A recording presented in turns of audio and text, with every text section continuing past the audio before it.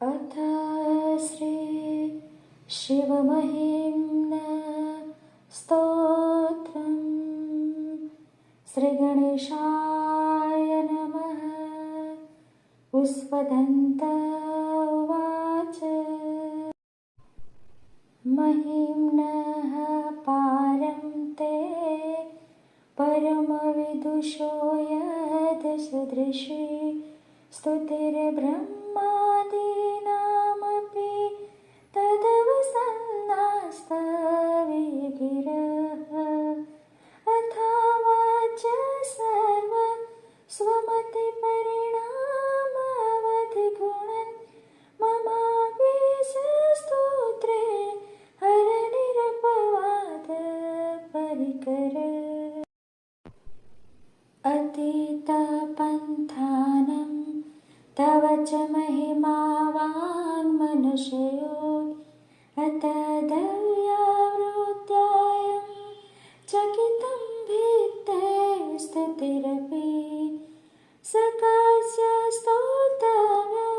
कतिविधगुण कस्य विषय पदेतरिवाचीने पतति न मनः कस्य न वचः। मधुस्मितावाच परमामृतं निर्मितवत तव ब्रह्मण किं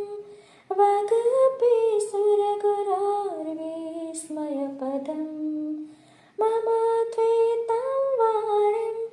गुणकथनपुण्येन भवत पुनामीत्यर्थेऽस्मिन् पुरमथनबुद्धिर्व्यवस्थिता। तवेश्वर्यं यत् तत् जगदुदयरक्षाप्रलयकृत् त्रयीवस्तु व्यस्तं त्रिषु गुणभिन्नासु तनुषु अभव्यानामस्मिन् वरदरमणीयामरमणिं विहन्तुं व्याघ्रोऽस्यं विदधयः केचनधिया। किमिह किं काय स खलु किमुपायस्त्रिभुवनं किमाधारो धाता सृजति किमुपादानयति च अतर्क्य ऐश्वर्यं तवैरनवसरदोऽस्तु हतधिया कृतर्कोऽयं कश्चिन् मुखरयति मोहाय जगत्। अजन्मानो लोका किमवयवन्तोऽपि जगताम् अधिष्ठातारां किं भवविधिर्नाद्य भवति अनिस्तो वा कुर्यात् भुवनजननेकपरिकरो यतो मन्दास्त्वां प्रतियमरवर संसरते मे।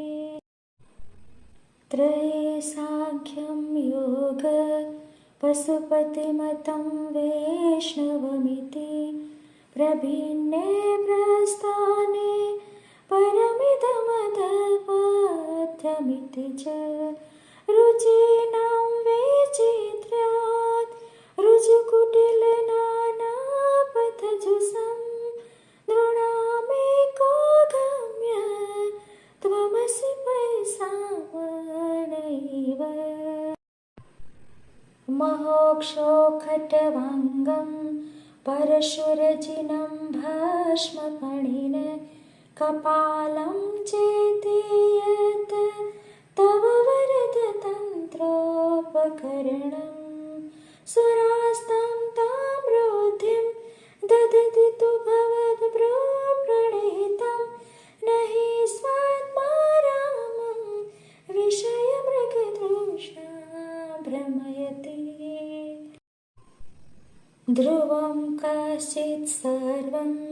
सकलं परस्तव ध्रुवमिदं परो ध्रुव्याध्रुवे जगद्गतदिव्यास्तविस्मये समस्तेऽपि तस्मिन् पुरमथनतेर्विस्मितैव स्तुवञ्जिहरेमि त्वं न खलु ननु दृष्टा मुखरतात् तवेश्वर्यं यदनात् यदुपरि विरिञ्चेरहरिहृद परिच्छेतुं यातो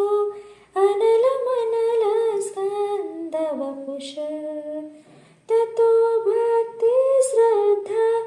वरुगुरुगुणाभ्यां गिरिशयत् स्वयं तस्ते ताभ्यं तव किमनुवृत्तेन फलते अयत्नादापाद्य त्रिभुवनं वैरव्यतिकरं दशाशो यद्बाहुन् अभृतरणकण्डो परवसान् शिरापद्मश्रेणी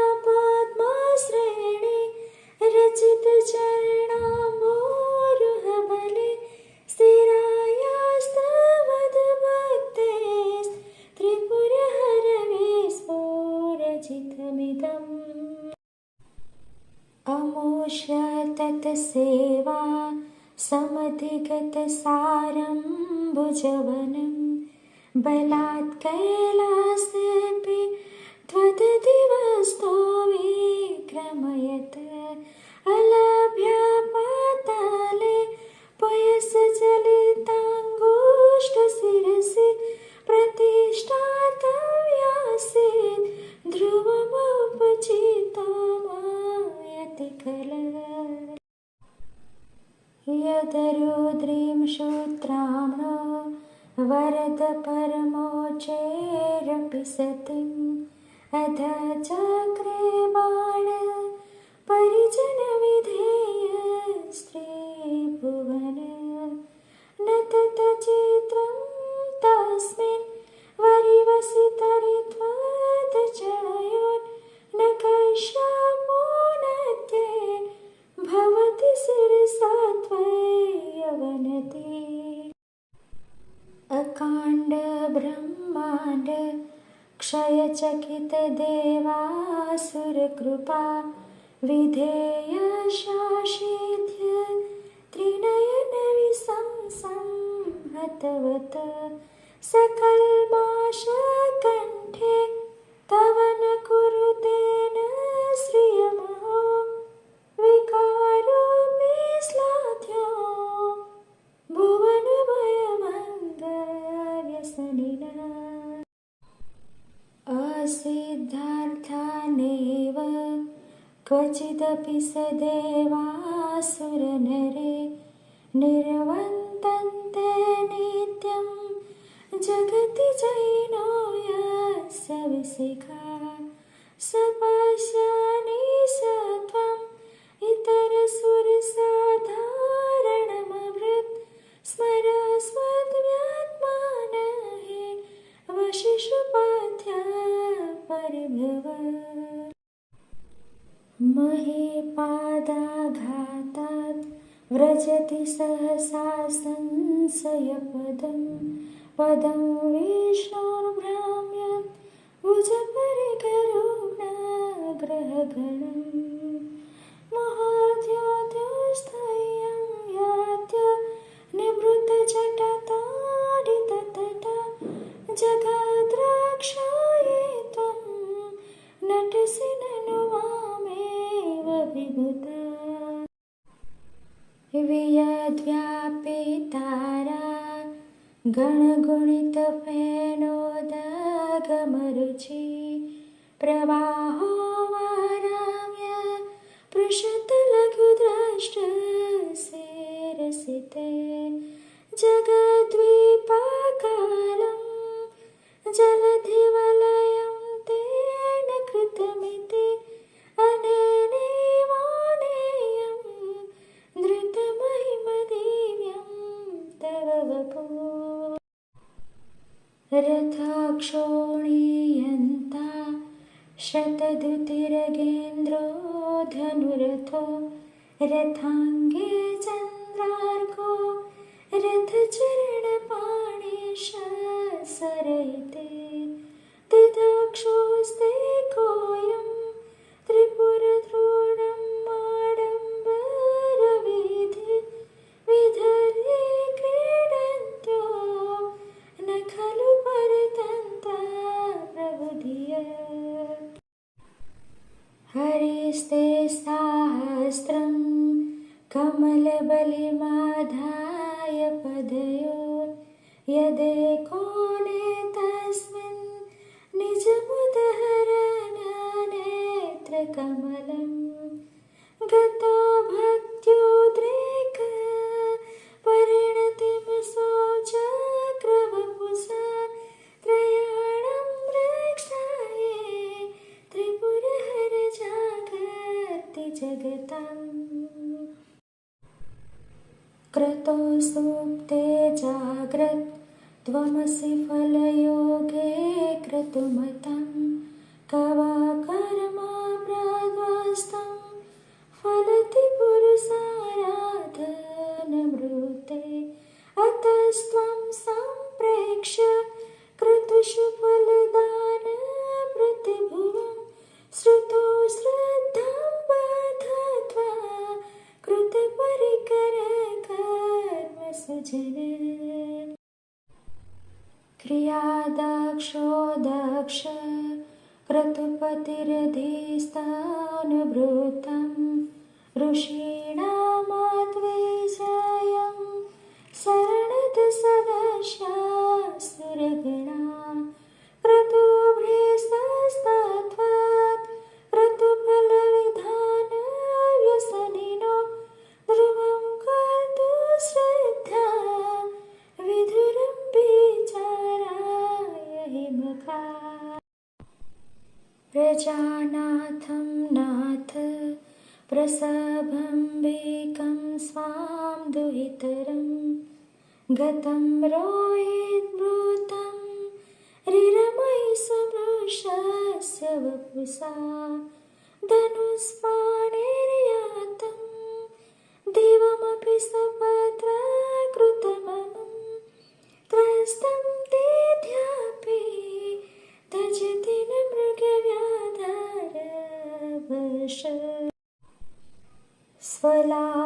स्वलावण्यसंसा धृतधनुसमहनाय तृणवत् पुराप्लोष्टं दृष्ट्वा पुरमथनपुष्पायुधमपि यदि श्रेणं देवी यमनिरतदेहातघटनात् अवैति त्वं बद्धा बत वरदमुग्धा युवतये श्मशाने स्वाक्रीडा स्मरहरपिशाचा सहचरा चिताभस्मलेप सृगपिनुकरोटी परिकर अमङ्गल्यं शीलं तव भवतु नामेवम् अखिलं तथापि स्मरद्गुणं वरद परमं मङ्गलम् असि मनः प्रत्यग्चित्ते सविधं वधायातमरुत प्रहस्य द्रौमाण प्रमथसलिल उत्सङ्गीतदश यदालोक्यालादम् अदैव निमज्यामृतमयि दध्यन्तस्तत्त्वं किमपि यमनस्तत्किल भवान् त्वं कर्स्त्वं सोम त्वमसि पवनस्त्वं हूतवः त्वमापस्त्वं व्योम त्वमुदरणिरात्मा त्वमिति च परिच्छिन्नमेवं त्वयि परिणता बिभ्रतो गिरं न विद्यास्तत्त्वं वयमिह तु यत्त्वं न भवसि